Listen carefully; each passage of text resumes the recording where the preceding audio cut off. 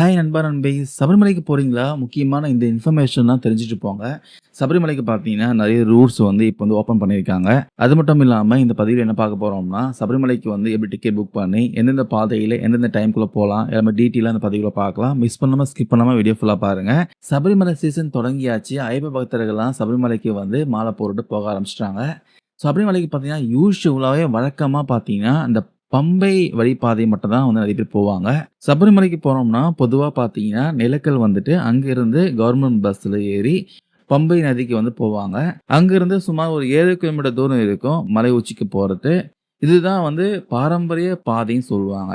லேக்ஸ் கணக்குல பக்தர்கள்லாம் இந்த பாதை தான் வந்து சூஸ் பண்ணுவாங்க. இதே போல தான் எரிமேலியில இருந்து பெருவழி பாதையிலும் பார்த்தீங்கன்னா, ஆயிரக்கணக்கான பக்தர்கள்லாம் இந்த பாதையில பல மணி நேரம் நடந்து வர வேண்டும். இந்த 2 பாதையும் தாண்டி இன்னும் 2 பாதைகள் இருக்கு சொல்றாங்க. இந்த 2 பாதையுமே பார்த்தீங்கன்னா, மிக எளிதான பாதைகளா இருக்குன்னு சொல்றாங்க. ஒண்ணு வந்து பார்த்தீங்கன்னா, இடுக்கி மாவட்டம் வண்டி பெரியார் அருகில் சத்திரம், அப்புறம் புல்மேடு. இந்த 2 மலைப்பாதை வழியா சபரிமலைக்கு ஈஸியா செல்ல முடியும்னு சொல்றாங்க. ஒவ்வொரு வருஷமும் சபரிமலை சீசனையொட்டி இந்த 2 பாதைகளும் ஐயப்ப பக்தர்களுக்காக பாத யாத்திரை செல்வதற்காக திறக்கப்படுவது வழக்கமான ஒரு விஷயம் தான். அப்படிதான் இந்த 2 பாதையும் நேற்று தான் ஓப்பன் பண்ணியிருக்காங்க. சத்திரம், புல்லுமேடு மலைப்பாதைகள் ஓப்பன் பண்ணியிருக்காங்க. இந்த 2 மலைப்பாதையில போனோம்னா, அது குறிப்பிட்ட நேரத்தில மட்டும் தான் போக முடியுங்க. அதாவது சத்திரம் மலைப்பாதை வழியா போறதா இருந்தா, காலை 7 மணி முதல் மதியம் 1 மணி வரை மட்டுமே சபரிமலைக்கு பாத யாத்திரையா செல்ல அனுமதி வழங்கப்படும் சொல்றாங்க.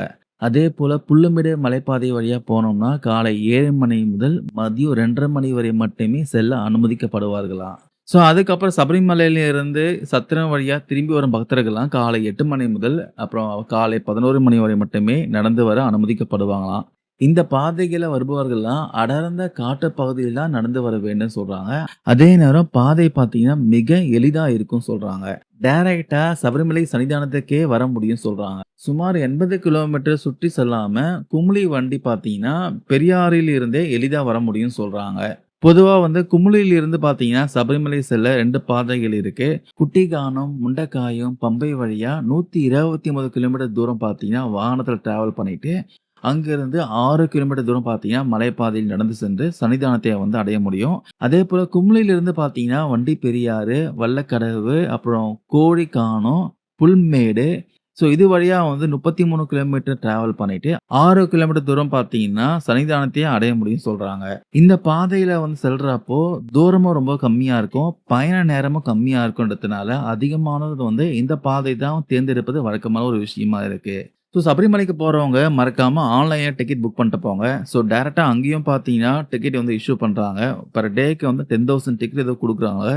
ஸோ இருந்தாலும் வந்து நீங்க முன்கூட்டியே புக் பண்ணிட்டு போனீங்கன்னா, சேஃபான ஒரு ஜர்னியா இருக்கும். சபரிமலைக்கு போறதுக்கு முன்னாடி நீங்க ஆன்லைன்ல டிக்கெட் புக் பண்ணணும்னா, இந்த வெப்சைட்ல தான் புக் பண்ணி ஆகணும். sabrimalaonline.org இந்த வெப்சைட்க்கு வந்தீங்கன்னா, ஃபர்ஸ்ட் நீங்க ரிஜிஸ்டர் பண்ணிக்கணும். நான் ஆல்ரெடி ரிஜிஸ்டர் பண்ணிட்டேன். உங்களுடைய ஃபோட்டோ, ஆதார் கார்டு, உங்களுக்கு பத்தின பேசிக் இன்ஃபர்மேஷன்லாம் குடுத்து ரிஜிஸ்டர் பண்ணிக்கணும். ஒன்ஸ் ரிஜிஸ்டர் பண்ணிட்டீங்கன்னா, உங்களுக்கு யூசர் நேம், பாஸ்வேர்ட் குடுத்துருவாங்க.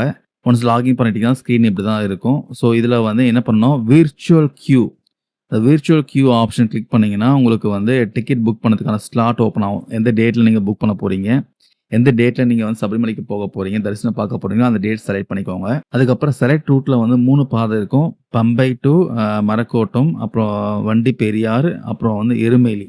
ஸோ இது எந்த பாதையில நீங்க வரப்போறீங்களோ, அந்த பாதைய செலக்ட் பண்ணிக்கோங்க. மோஸ்ட்லி பார்த்தீங்கன்னா, பம்பை தான் நெறைய பேர் வருவாங்க. ஸோ பம்பை நான் செலக்ட் பண்ணிக்கிறேன். ஸோ இதில வந்து எந்தெந்த டைம்ல எவ்வளோ டிக்கெட் வந்து அவைலபிளா இருக்கு ஷோ ஆகுது பாருங்க. நீங்க எந்த டைம்ல நீங்க வந்து தரிசனம் பார்க்க போறீங்களோ, அந்த டைம் செலக்ட் பண்ணிக்கோங்க.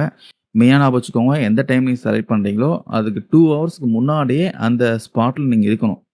பம்பையில நீங்க இருக்கணும். ஒன்ஸ் பண்ணிட்டீங்கன்னா, அப்புறம் ஆட் பிலிகிராம் குடுத்து, நீங்க உங்கள பத்தின டேட்டாவ என்டர் பண்ணிக்கோங்க. உங்க நேம்ஸு, அப்புறம் gender, date of birth, mobile number, photo ID வந்து ஆதார், வோட்டர் ஐடி இது வந்து மென்ஷன் பண்ணிக்கோங்க. ஆதார் என்டர் பண்ண தந்தா ஆதார் நம்பர் டைப் பண்ணணும். அப்புறம் எந்த ஸ்டேட்டு, எந்த அட்ரஸ் இருக்கீங்க. ஸோ எல்லாமே டீட்டெயிலா என்டர் பண்ணிட்டு, உங்க ஃபோட்டோ வந்து அப்லோட் பண்ணணும். ஜஸ்ட் உங்களோட பாஸ்போர்ட் சைஸ் ஃபோட்டோவ நீங்க அப்லோட் பண்ணணும். அந்த ஃபோட்டோ சைஸ் பார்த்தீங்கன்னா, JPEG, PNG ஃபார்மேட்ல இருக்கலாம், GIF ஃபார்மேட்ல இருக்கலாம். லெஸ் தென் 1 MBக்குள்ள சைஸ் இருக்கணும் பார்த்துக்கோங்க. ஸோ அதுக்கப்புறம் எல்லா டேட்டாவும் ஃபில் பண்ணிட்டீங்கன்னா, கீழ வந்து ஆட் குடுத்துருங்க. ஆட் குடுத்த உடனே உங்க டேட்டா வந்து ஆட் ஆயிரும். சேவ் ஆயிரும். ஸோ அதுக்கப்புறம் பார்த்தீங்கன்னா, ஆட் டூ விஷ் லிஸ்ட் குடுத்துருங்க. ஆட் டூ விஷ் லிஸ்ட் குடுத்தீங்கன்னா, சைட்ல உங்களுக்கு ஷோ ஆகும். ஸோ அதில வந்து ஃபைனலா வந்து ப்ரொசீட் குடுத்துருங்க. எத்தனை மெம்பர்ஸ் போறீங்களோ ஒன் பை ஒன்னா ஆட் பண்ணிட்டு ஃபைனலா ப்ரொசீட் குடுத்துருங்க.